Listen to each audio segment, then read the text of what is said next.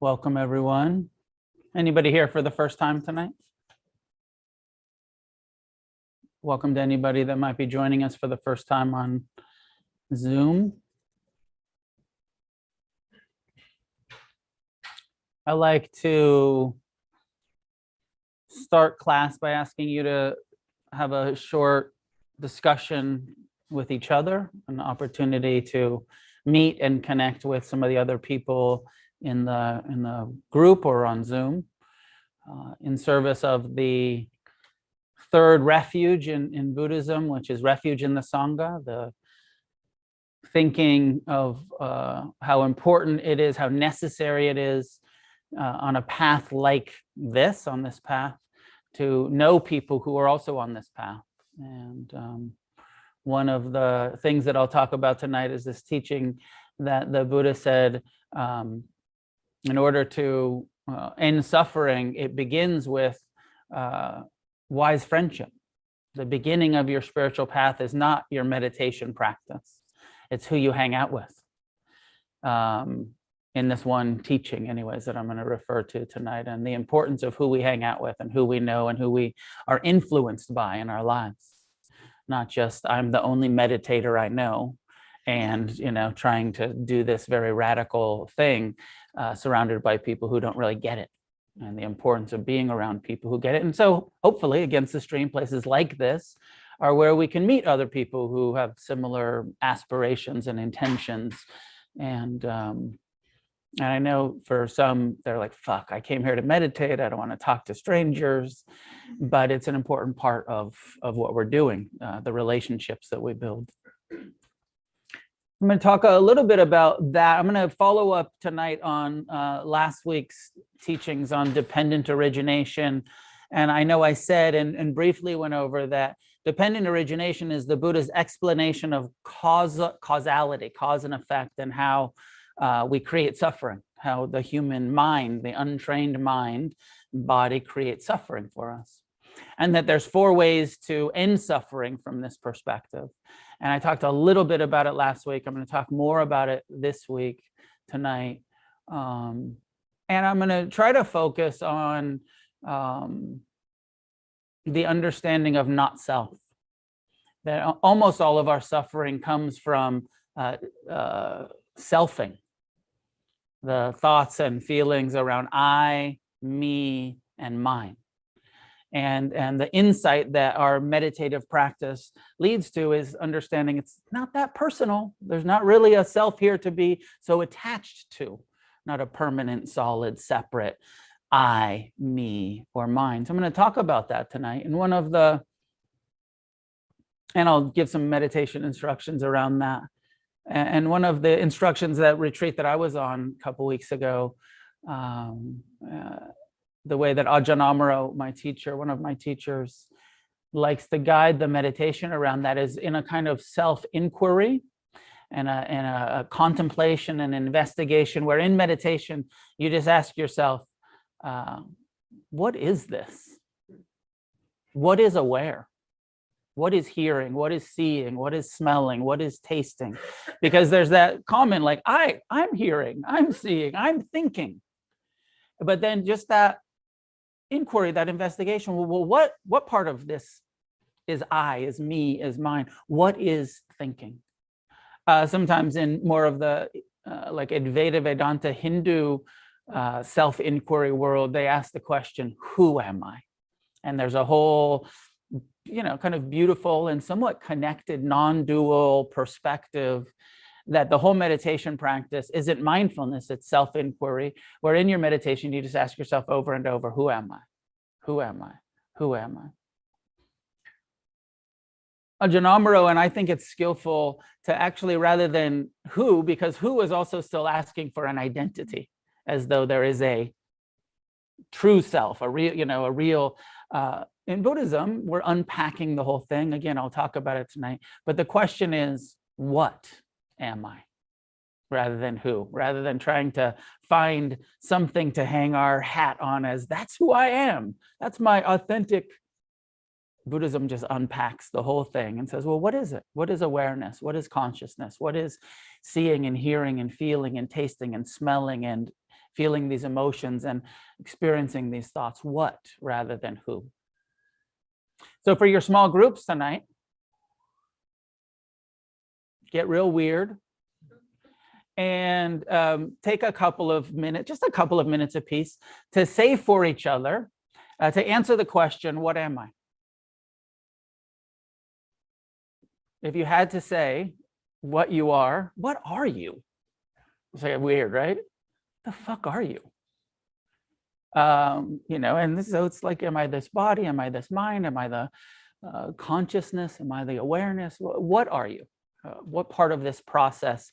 And you can, you know, you can land in like, I'm usually identified with my thoughts or my emotions or my body, or but the question is, what are you? Without giving the right spiritual answer. I know you read the book. Without giving the right answer, the kind of what it actually feels like, what I feel like I am most of the time, what I'm learning about what I am, who I am, what is happening in this human unfolding. Good enough? Find 2 or 3 people that you don't know so well so that you make some new connections, and a couple minutes each. And at home, throwing you in the breakout groups, couple minutes each, be concise. What am I? Your mic on?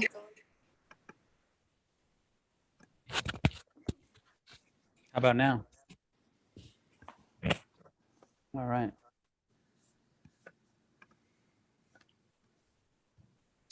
We'll have a period of sitting meditation, some of this contemplation. Find a way to sit that's upright, relaxed. Establish a posture that feels sustainable, that's not rigid, stiff, but the body held erect, and the flesh of the body, the musculature relaxed as much as possible. Eyes gently closed, releasing any and all unnecessary tension.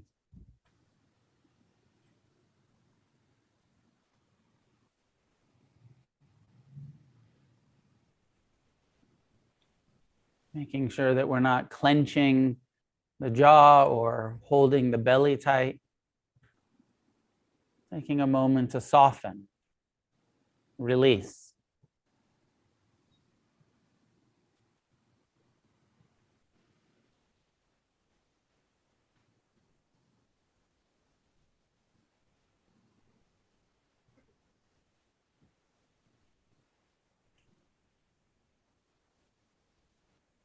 It's always good to begin a sitting meditation by reminding yourself of your intention or your aspiration, why you're meditating.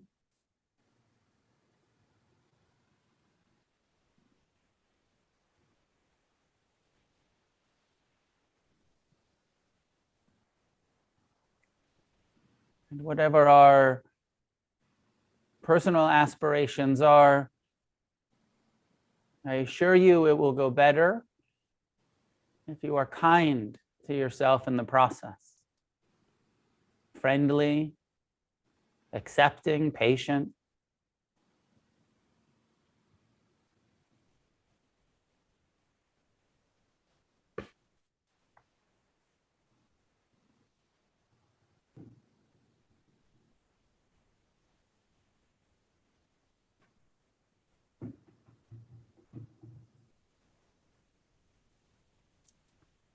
And establishing present time awareness. Disengaging from being involved in the thoughts about the past or the future. I'm not trying to stop the mind, just trying to stop feeding the thoughts about our plans or our memories, hopes and fears.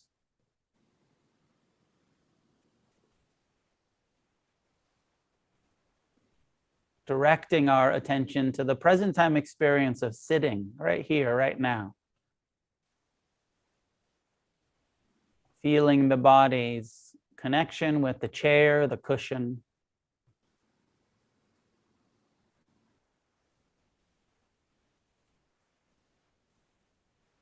Awareness in the body, with the body.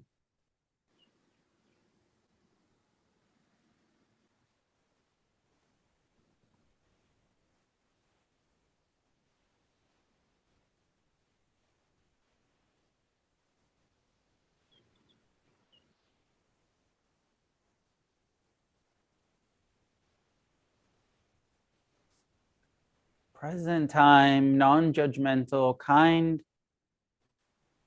awareness, receptive,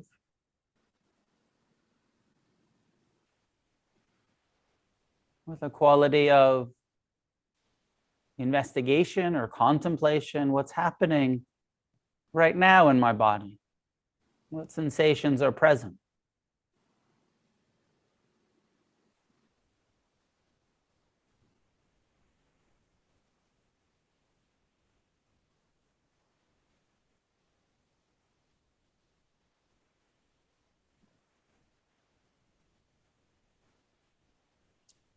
What's happening right now at the sense doors? What sounds are being met by awareness, both internal and external sounds? Perhaps you can tune into the ringing in your ears.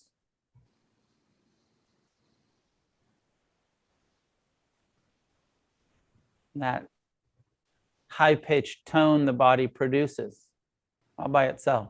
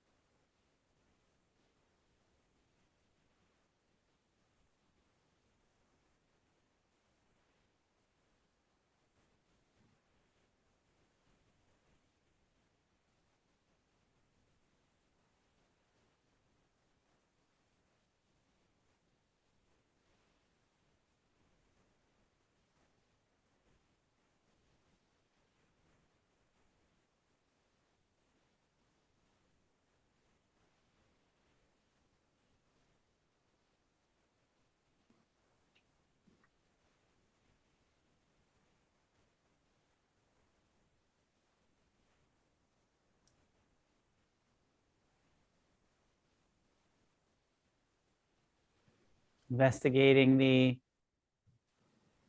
phenomena, the experience at the sense doors of seeing, smelling, and tasting.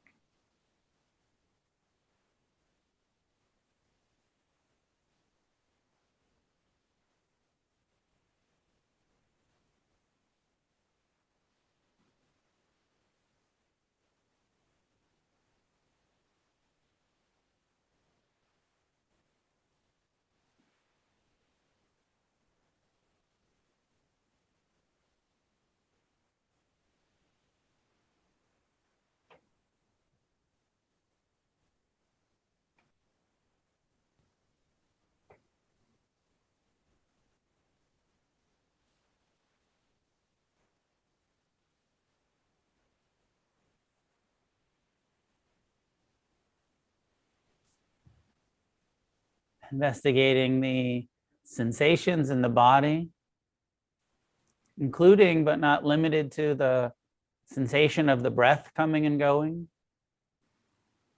Mindfulness of the breath, mindfulness of the body.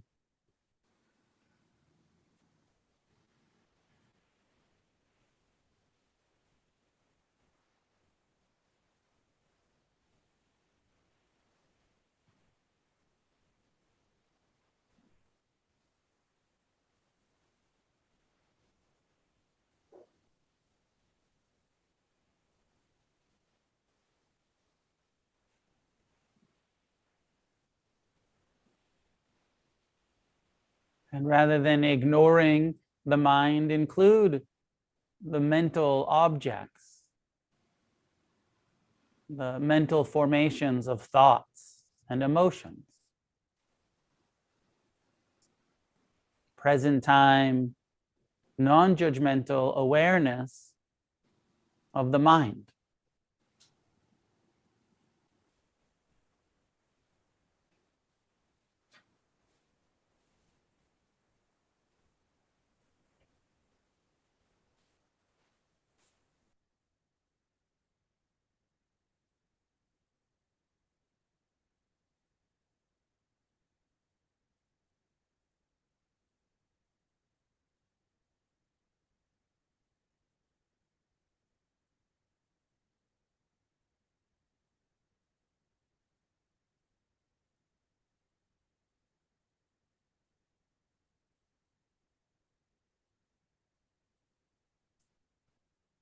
Paying special attention to the changing nature of sound and sensation, emotion and thought.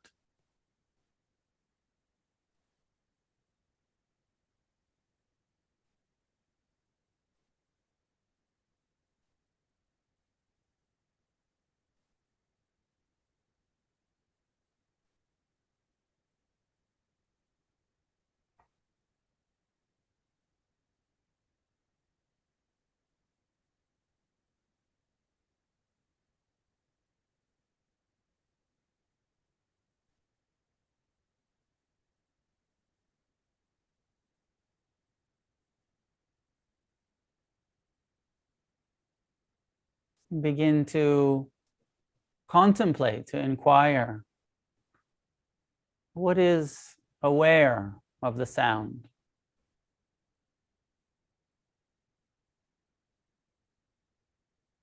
What is aware of the sensations, of the thoughts?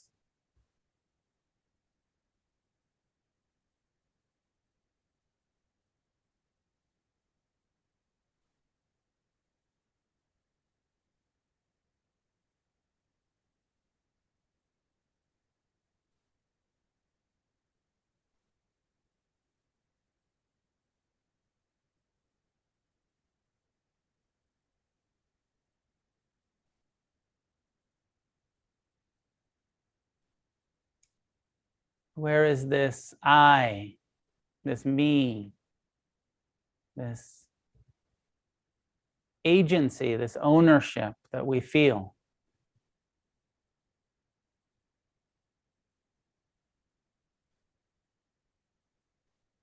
This part of us, perhaps the ego self that's always taking things personal, believing the emotions, the thoughts to be who we are, what we are.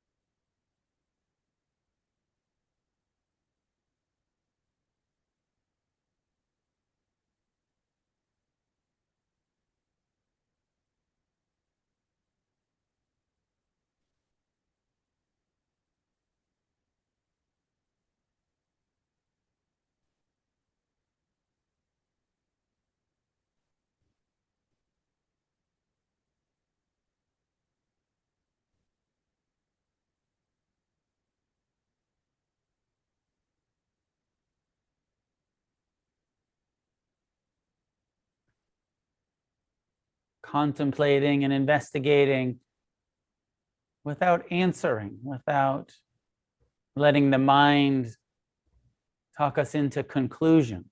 Just the question, what is aware?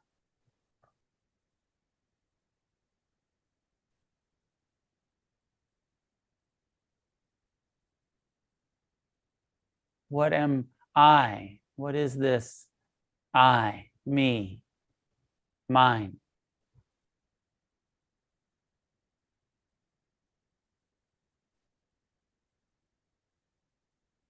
This impermanent body with these impermanent thoughts.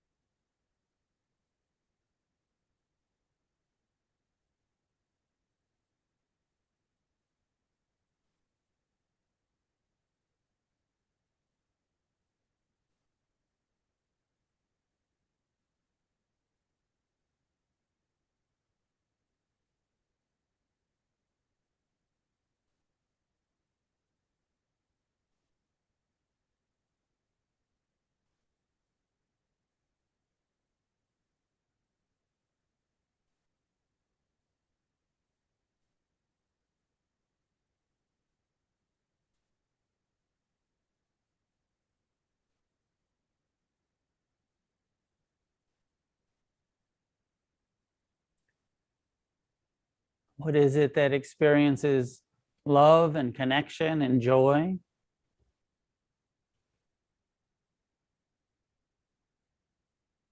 With all of its physical, emotional, and mental components? What is the part of us that experiences positive emotion,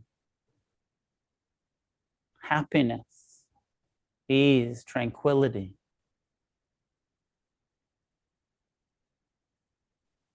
Just asking, just looking, investigating.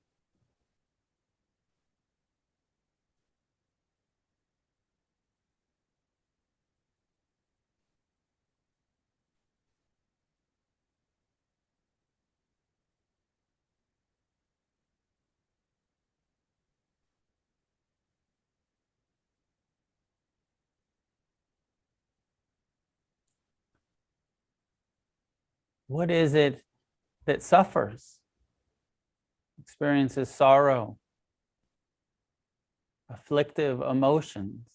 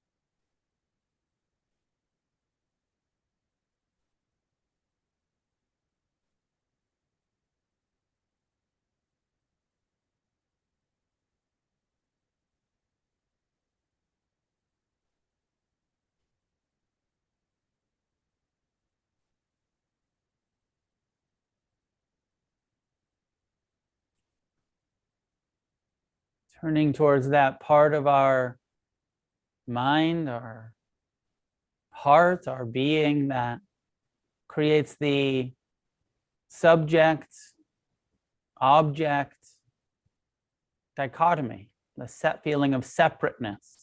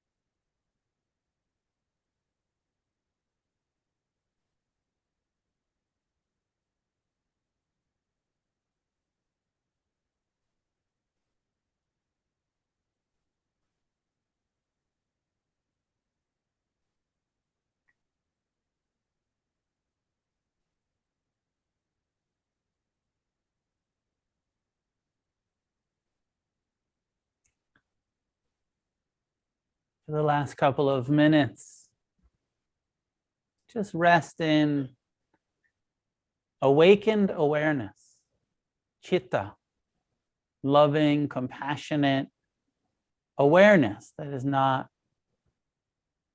the self, is not created by the mind. That which all of this phenomena arises and passes through, the awakened potential of the heart-mind awareness.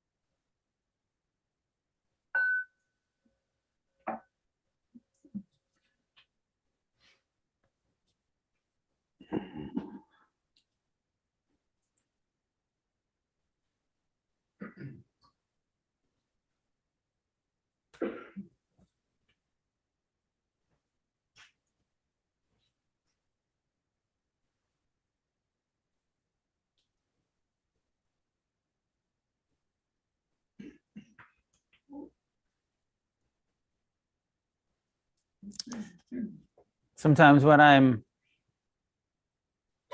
doing this kind of investigation and contemplation and meditation, and I ask myself, what is aware? What am I? My mind says, what are you, a cop? Who's asking? And I have this sort of inner dialogue, this resistance where this other part of my mind is like, this is a stupid question. Why? Don't ask these questions. And it really feels like some part of the mind that's threatened by this kind of investigation, that's very resistant to it. I don't know if you had that experience, but I often notice some kind of inner anxiousness or resistance to questioning the process. And it feels a little bit like that scene in The Wizard of Oz, where Dorothy and Toto and the gang get to Oz, and then the wizard is like, don't look behind the curtain. There's nothing to see here. And then, Toto pulls back the curtain and it's just some scared little person back there pushing buttons. And I often kind of get that, like, oh, the ego, for lack of a better word, Mara, probably in the Buddhist context, is threatened, is kind of like, no, don't ask these questions. Just let me keep taking everything personal, please. I'm invested in suffering. If you go too far here, you might actually experience some liberation and not take things so personal and not suffer so much. And there's, such a strange counter instinctual something that this part of our mind is invested, in Buddhism, we call it Mara, that part of maybe, the kind of negative connotations of the human ego, that self-centered egocentricity that seems to be invested in feeling separate, and feeling solid and feeling permanent and feeling identified, that kind of the subject of.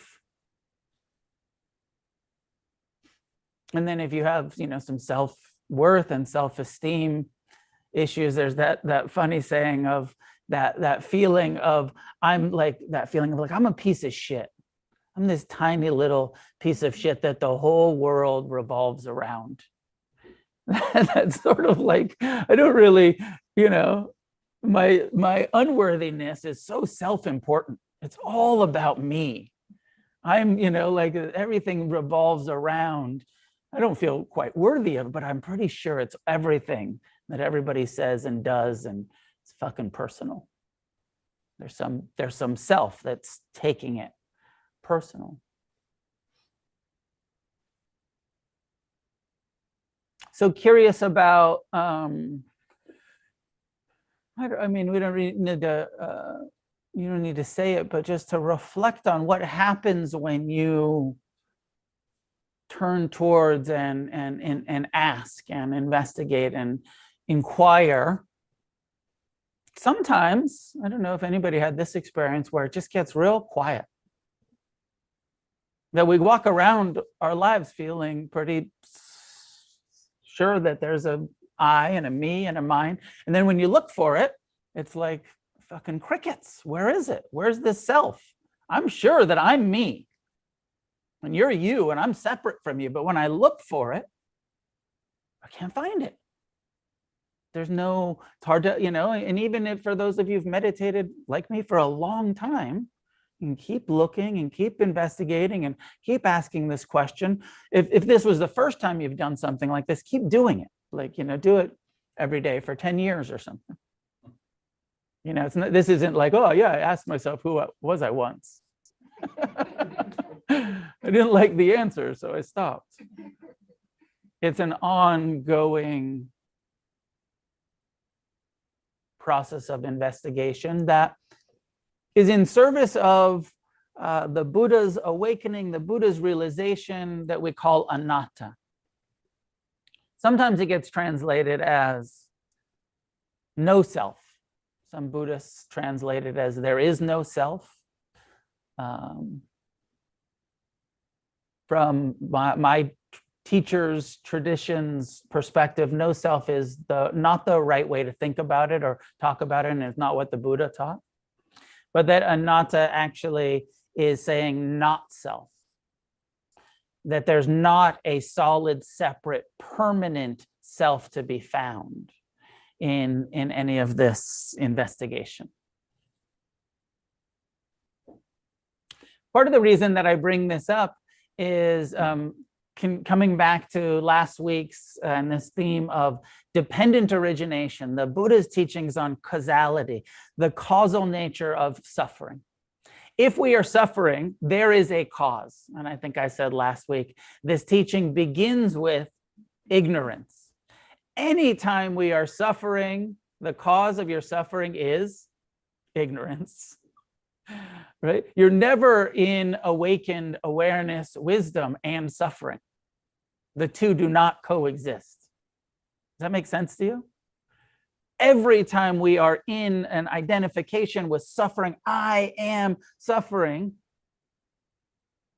it's because of the beginning of the causal thing, is that there was ignorance that created a subject object, a subjective I, me, mine. It's the belief, it's this sort of lack of wisdom that is taking something personal. It's believing that we're the mind, is believing that we're the body, is believing that the emotions are who we are, and often with that unpleasant or even pleasant emotion, there's this ignorance that says, and it's going to last forever.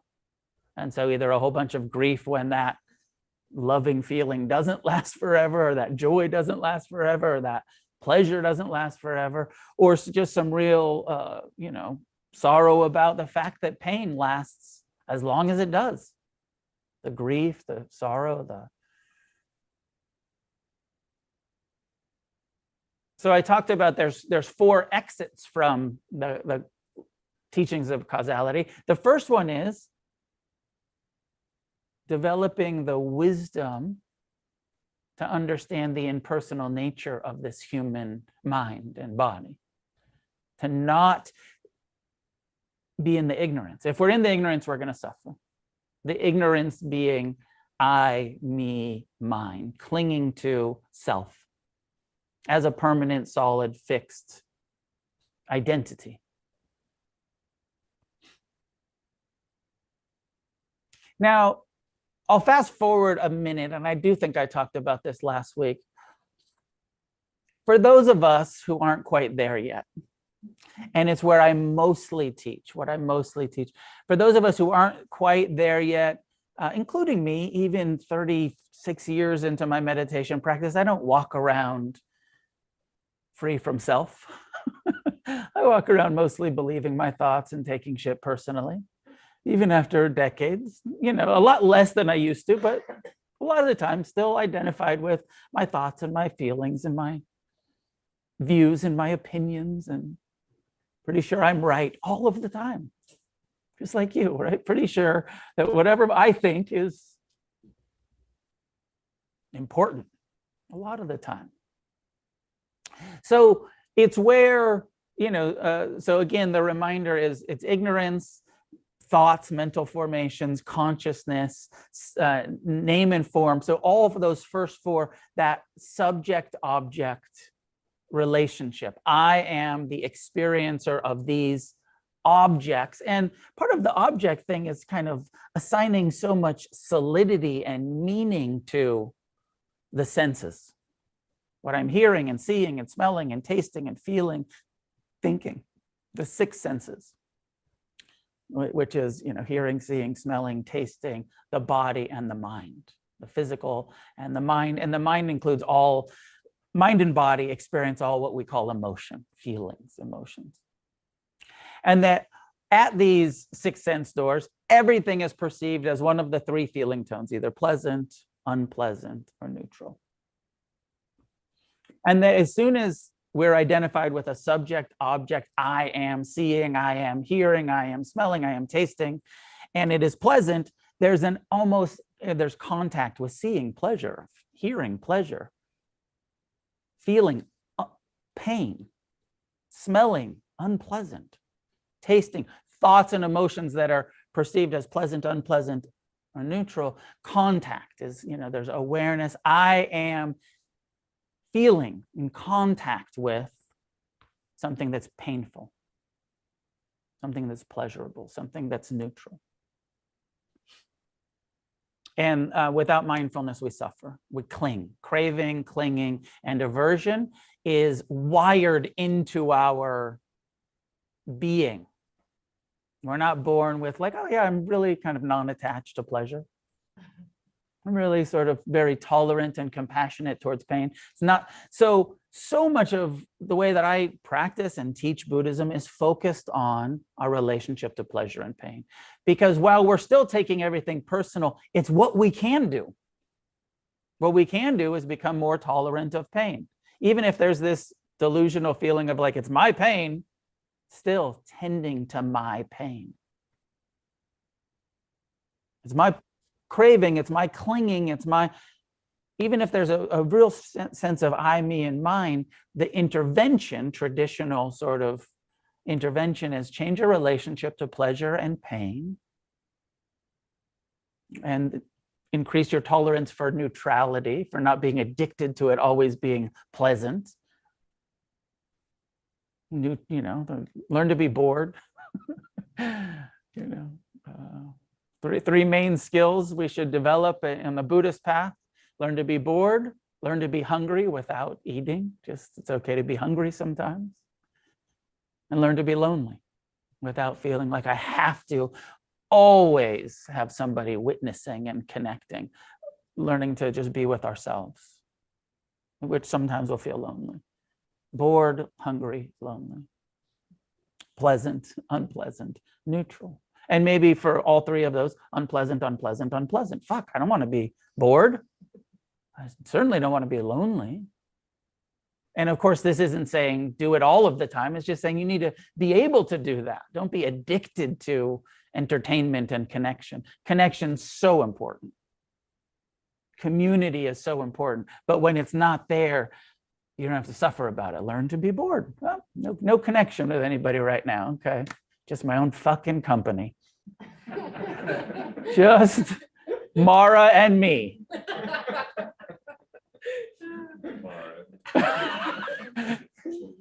That's the other. It's a movie title.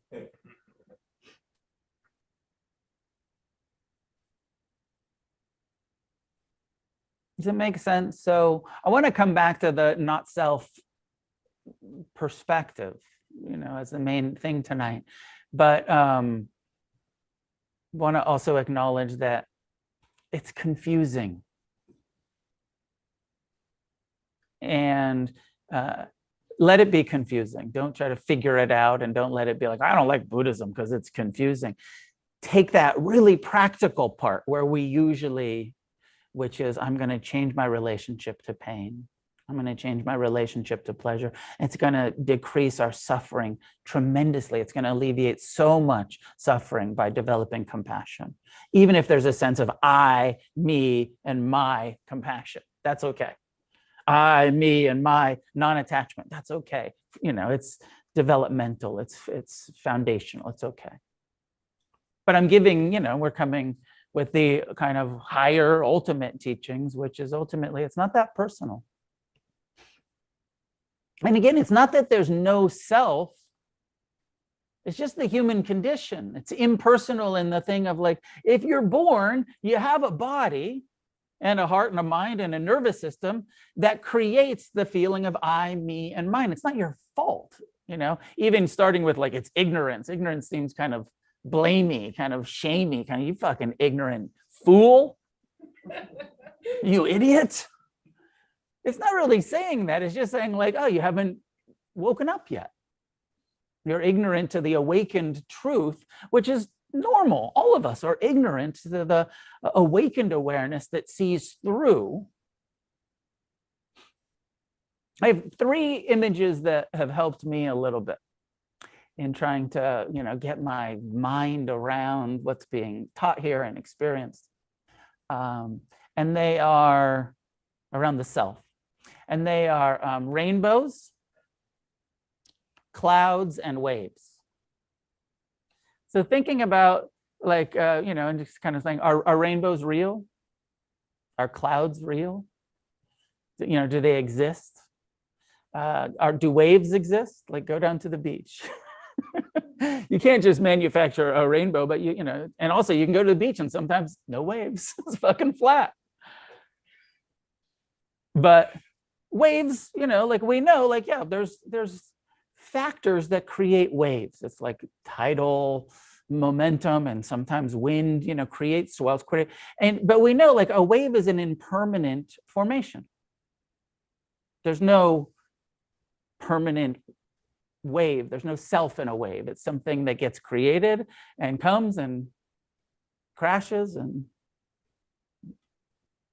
likewise with clouds, we know clouds are moisture and an atmosphere to kind of hold the moisture in. It creates a cloud, and then rains or whatever happens, a cloud, evaporates, thunderstorms, all of those things. We know that although we see them and they're very, a cloud is a real thing, a wave is a rainbow. It's a real thing. You see a rainbow, it's a real phenomena. There's light and there's moisture and there's, I don't know, I guess something to bounce off, some earth that creates this phenomena of Roy G. Biv. The colors of the rainbow.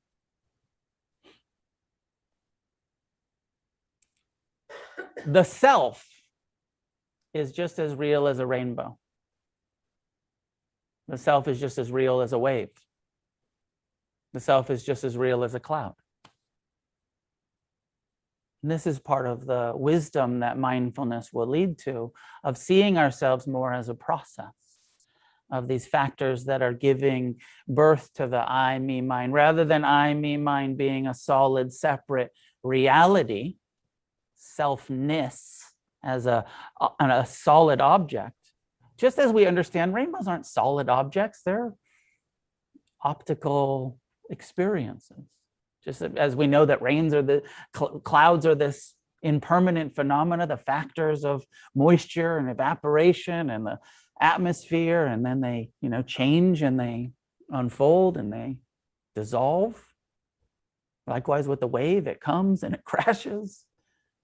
And sometimes there's the right factors for those waves, the right tidal formations or whatever it is, the right wind swells out in the sea and it creates those waves, and we know, oh yeah, this, look at the sets coming through. Look at the waves. But we don't think that's somehow personal, somehow have any kind of real suchness to it. We know that these three things are processes. And the self is a process. The mind creates the feeling of I, me, and mine based on sensation and consciousness and memory. You ever hear those or read? I know there was like a X talk or something about some neurobiologists who lost their memory. And it's really interesting. Like if you could forget your past, who would you be? How much of our self, I, is based on what I remember from the past? Like if we just wiped our memory right now, apparently people that lose their long-term memory have almost no suffering. Very little emotional suffering. Because it's almost all identification with the past. And almost all of our self is created based on our identification with the past. Now, if you lose your memory, you stub your toe, you're still going to be like, oh, fuck. That hurts. Physical pain, but a lot of the emotional pain, which is most of the problem in most of our lives, is based on this identification, this self that's created based on the past, based on memory. Unpleasant memories.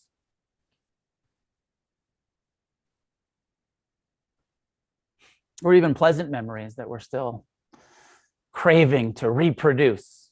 The good old days. Fucking 80s were so good. In our memory. At the time, there's a lot of stress and fear, but looking back, that was fucking fun.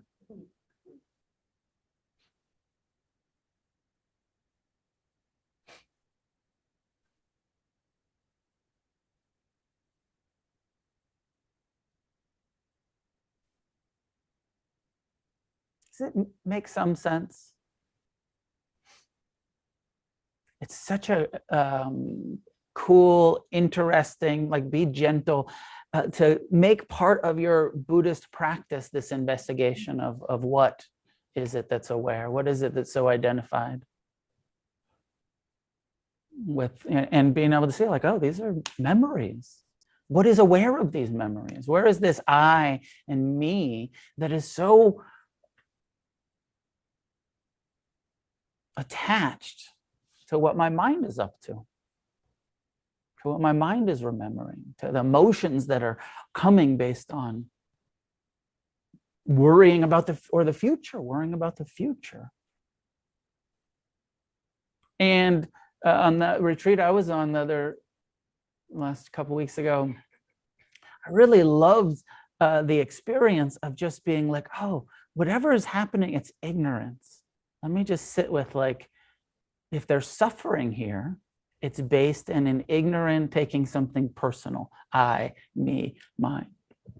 Without judgment, without just a kind of like, okay, let me track this back. Self-centeredness, self-cherishing, self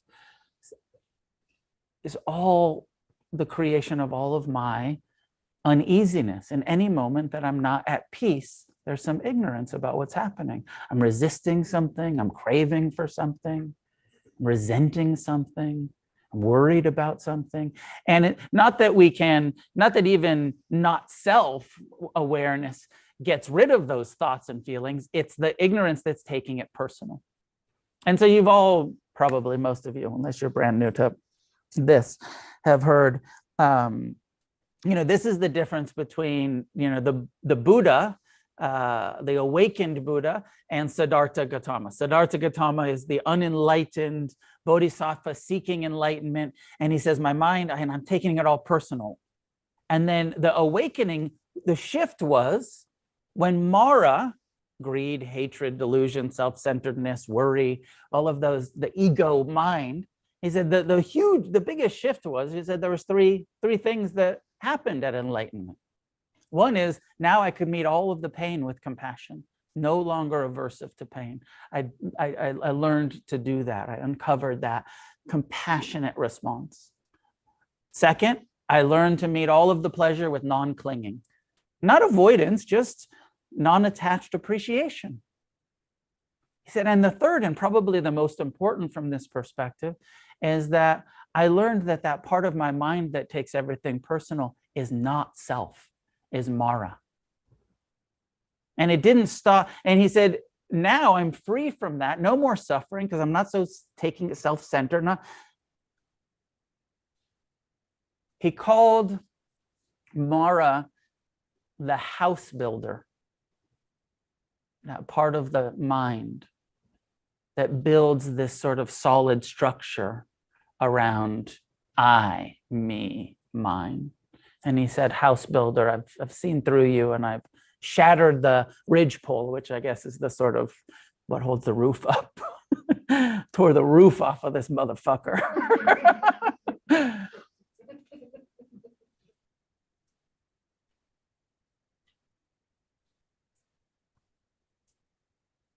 But Mara didn't go away forever. And it feels like that original Enlightenment proclamation, I've shattered the ridgepole, tore the fucking roof off of this motherfucker. I'm free. I'm no longer stuck in this enclosed I, me, mine, self. I feel, I don't really know, but I feel like he thought that part of the mind was going to go away forever. And that he was a little bit surprised when shortly thereafter, Mara came back. The self, the I, me, mine came back and said, you still paying attention? Are you sure you don't want to worry about some shit you can't do anything about? You sure you don't want to suffer at some people that hurt you, offended you? You sure you don't want to find a refuge in sense pleasures? All of those things that the mind does. And after awakening, over 40 times, I think it's 40 something times in the scriptures and the suttas, Mara returns to the Buddha, comes back, attacks again. But now the Buddha, the awakened one, has the ability to just turn towards the Buddha and towards Mara and say, I see you. I see you, Mara. I see the house builder. I'm awake to that self-centered tendency of the human mind. I'm no longer hooked by it. I'm no longer identified with it. I'm no longer taking the bait and suffering about what the mind is encouraging me to suffer about. But it didn't seem to perfect the mind, right? That idea of like, oh, if I fucking meditate enough, if I have enough insight into this impersonal, not self thing, then cool, my mind will just be perfect. I'll have a perfectly friendly mind. Doesn't seem to be the case. It seems to be more that ability to come from awakened wisdom, to see that awareness is what's most important and not the contents of the mind. Not that the mind gets perfected, but our relationship to the mind. That the mind might still over and over say, you should take this shit personal, but enough wisdom to say, no, bad advice. I see you, Mara. And I think it's very important that we remember that part so that you don't feel like a spiritual failure when your mind's giving you bad advice. And you realize that it's normal, that even the Buddha's mind gave him bad advice, encouraged him to suffer about stuff that's not necessary to suffer about. The difference between him and us is that we're still most of the time saying, yes, man, yes, mind, okay. Yes, Mara, I will suffer. I will crave, I will hate. I'll take it personal. I'll worry. And then slowly over the years of our practice of saying like, oh, I worry less, I take it personal less. I worry less. When my mind does that, sometimes I'm able to be like, oh, thanks for sharing. Keep coming back. Having a friendly relationship to that ignorance. I see you, Mara.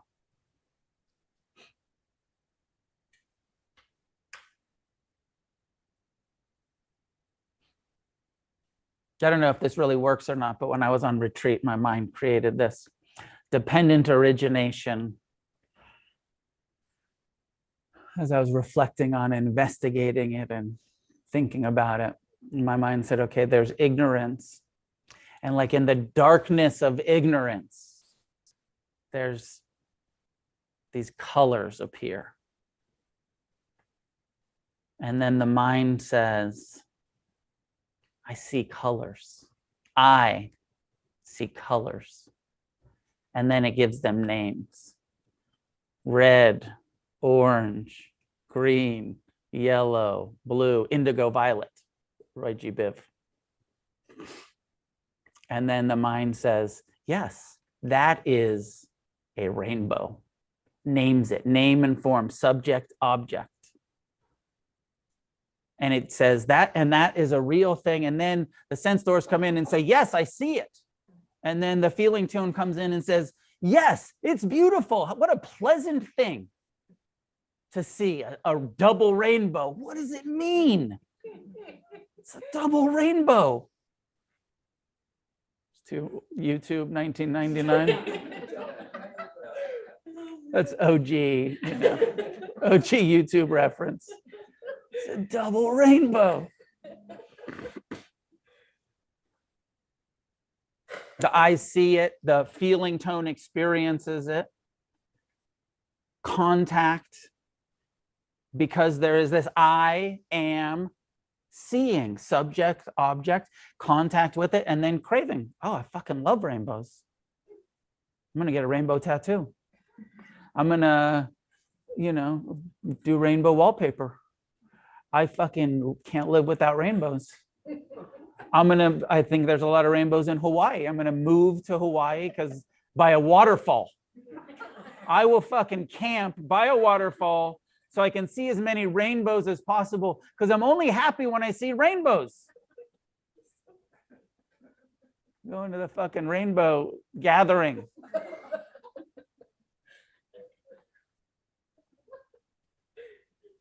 As an aside, when I was a kid, I went to a camp called Camp Win a Rainbow.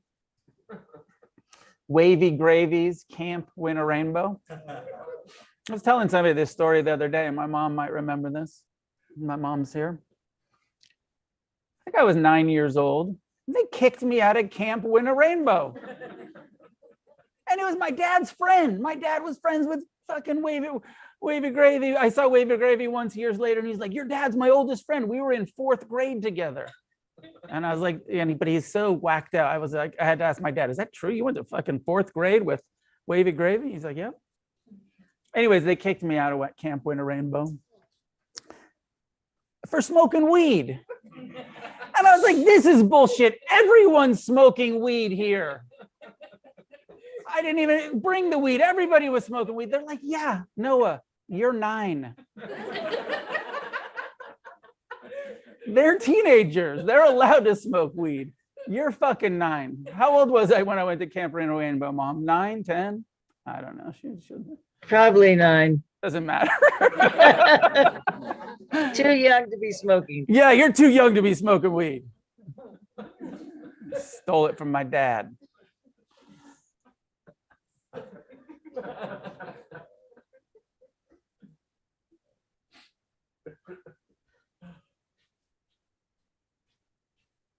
There's nothing wrong with rainbows. But when we create a solidity around them, there's nothing wrong with a self. If we understand that it's just impersonal phenomena that the human mind creates based on consciousness and feeling tone and memory, having a body and a nervous system, there's the feeling of I am. Nothing wrong with it. You're not going to get rid of that feeling of I am. Wisdom is understanding that it's a process that's unfolding that has many factors to it, and not thinking that there is a solid separate part of us that most religions call your soul.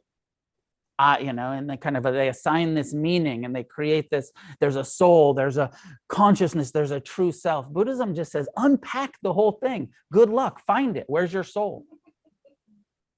Where's your consciousness? Where's your true self? There's causes and conditions unfolding here, and we can assign meaning to awareness. We can assign a meaning to consciousness. We can create the idea of a true self, or we can just see the impersonal nature that's unfolding here.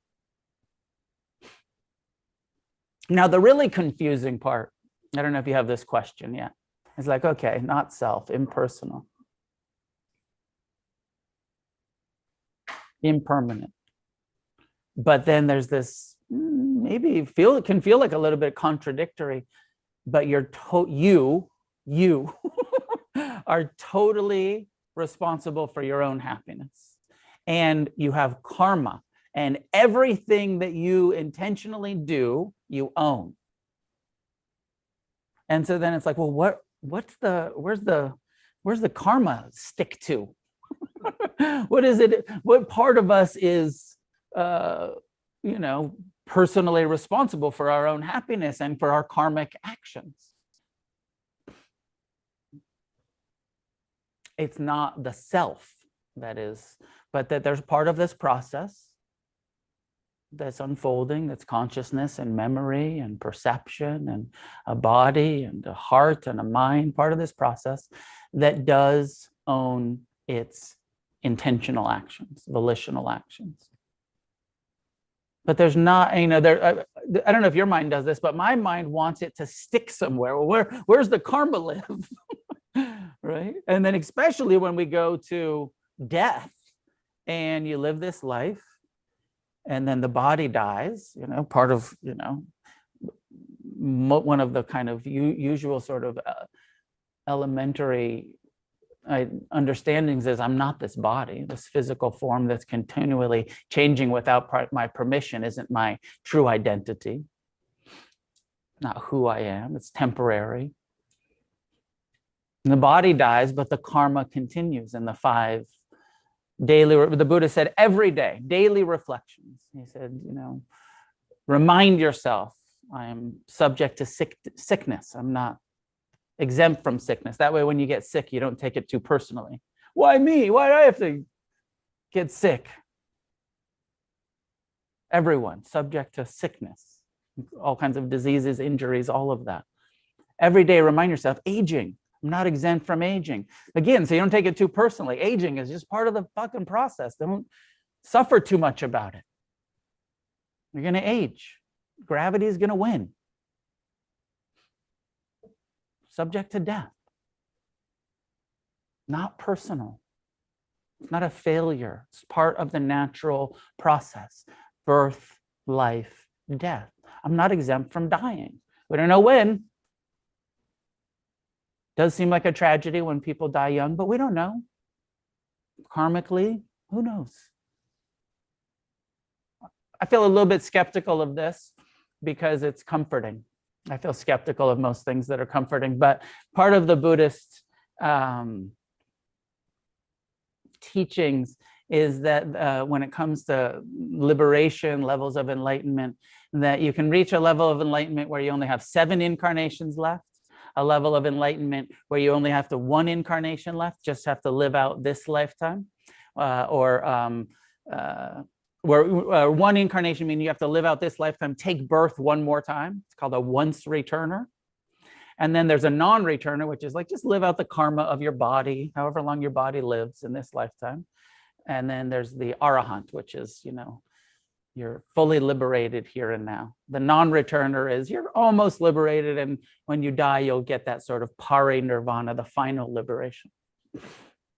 The comforting piece that I don't know if I heard this or made it up, but when people die, what looks like prematurely, when kids die or people die young,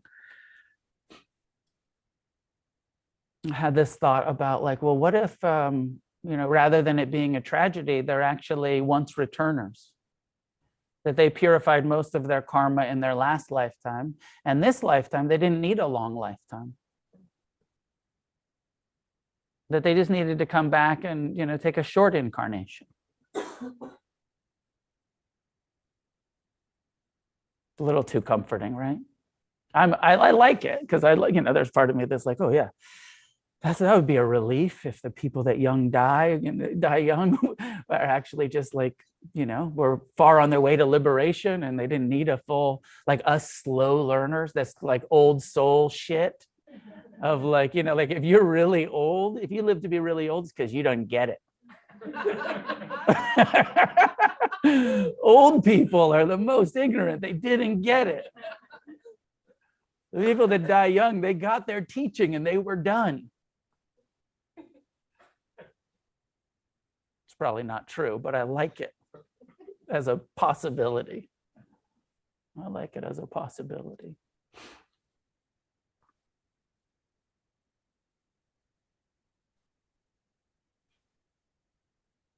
Just about out of time. The last thing that I'll say, I didn't quite get there.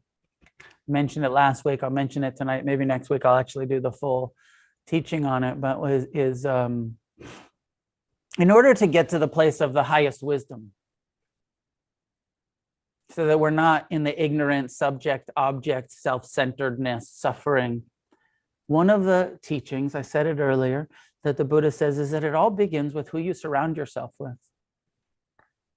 He said, draw near to the wise. Find people who want to understand this stuff, who want to be wise and compassionate and liberated, and stay close to them because you're more likely to meditate. You're more likely to listen to and discuss wisdom teachings. You're more likely to get liberated if you're hanging out with people who are giving you the reminder to not believe your mind, to not take it so personally. Much more likely to get free if you have people around you that are giving you good advice and not surrounding yourself with a whole bunch of people that are co-signing your self-centered bullshit. Yeah, you should really take that personal. You should really suffer. You should get revenge. You have those friends. I still have those friends giving us bad advice rather than our Dharma friendships that hopefully are giving us good advice, hopefully are supporting us in taking responsibility for our own happiness. All begins in who we hang out with.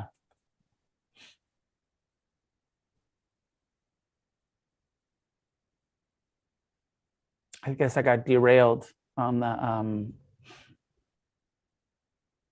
5 daily reflections. The last 2, I said sickness, old age, death. The last 2 are the understanding of the impermanent nature of all of our possessions, that we will be separated, not just material, but also relationships, that everything that we cling to, that we hold near and dear, will be separated. We don't get to keep our relationships. We don't get to keep our stuff. Impermanence is real, is true. We get to tend to and enjoy our relationships while they last, our friends while they're alive, our experiences while it arises and passes, our stuff while we have it, but we don't get to keep it. And the last one is that we are heirs to our own karma. The only thing that we inherit, that we own, that we take with us is how we behave. That's it. And this is the Buddhist perspective on rebirth and karma, is that, when this life comes to an end,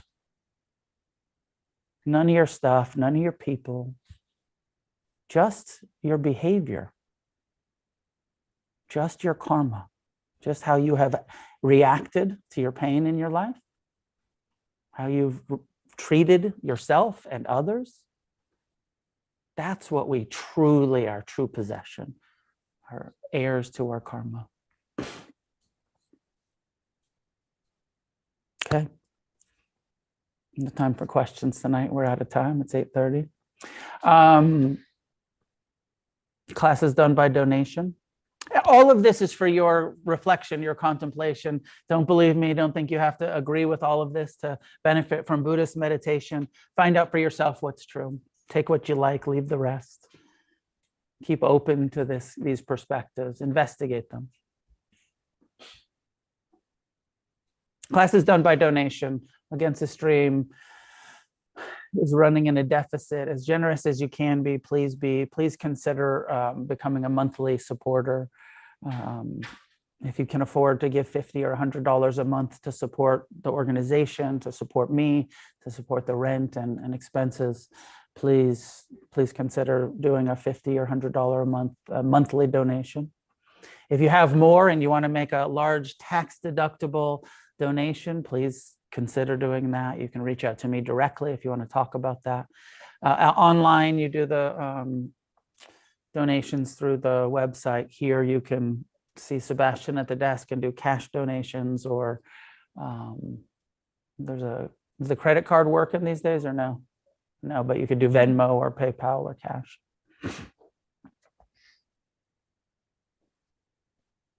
The next Against the Stream event that I have planned and scheduled is the 9-night, 10-day silent meditation retreat here in Los Angeles, which is late September, early October. 10-day silent practice period. So good to get all of those days to deepen your investigation, your practice. Hope that some of you join me for that. Through Refuge Recovery, I'm taking people to India, to the Buddhist pilgrimage sites in November. You're welcome to come, even if you're not a member of Refuge Recovery, as long as you're willing to be sober for the 2 weeks on the Buddhist pilgrimage and practice the 5th precept.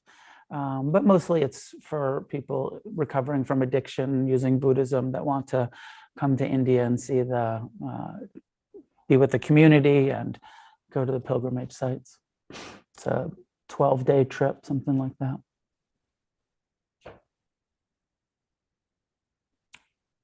Am I forgetting anything, Sebastian? No, those are the ones. We just added those 10 extra spots, and we should get those urban retreats filled up to make sure it goes down.